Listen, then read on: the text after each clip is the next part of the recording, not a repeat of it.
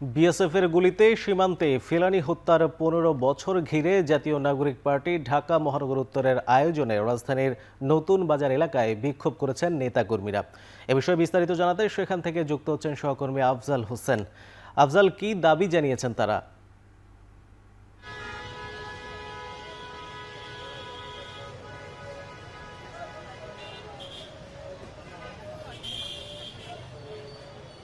মোর্শেদ, আজ থেকে ঠিক ১৫ বছর আগে এই বাংলাদেশের কুড়িগ্রাম সীমান্তের ফেলানী কুড়িগ্রাম সীমান্তে গুলি করে হত্যা করা হয় বাংলাদেশি ১৫ বছর বয়সী কিশোরী ফেলানীকে, এবং সেখানে তাকে শুধু হত্যাই করেনি, ভারতীয় সীমান্তরক্ষী বাহিনী তাকে হত্যা করে সীমান্তের যে কাঁটাতার রয়েছে সেখানে ঝুলিয়ে রেখেছিল, এবং সেই ছবি ছড়িয়ে পড়লে দেশে এবং দেশের বাইরে ব্যাপক সমালোচনা সৃষ্টি হয়।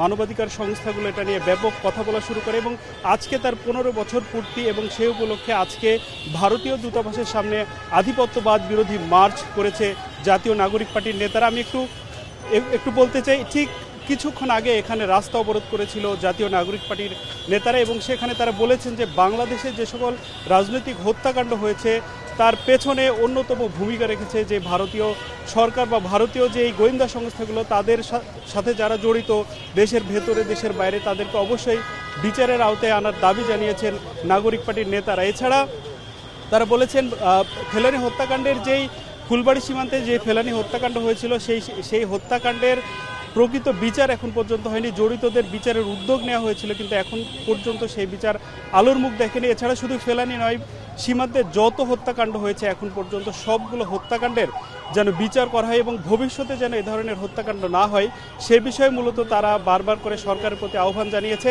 এবং তারা বলছিলেন যে এখানে ভারতীয় দূতাবাসের সামনে আরও কিছুক্ষণ অবস্থান করবেন, কিন্তু আইনশৃঙ্খলা রক্ষাকারী বাহিনী তাদেরকে অনুরোধ করে শেষ পর্যন্ত সরিয়ে দিয়েছেন, এবং এখন পর্যন্ত ভারতীয় দূতাবাসের সামনের যে রাস্তাটি রয়েছে এই রাস্তাটি এখন যান চলাচলের জন্য খুলে দেওয়া হয়েছে, এবং এখানকার পরিস্থিতি স্বাভাবিক রয়েছে।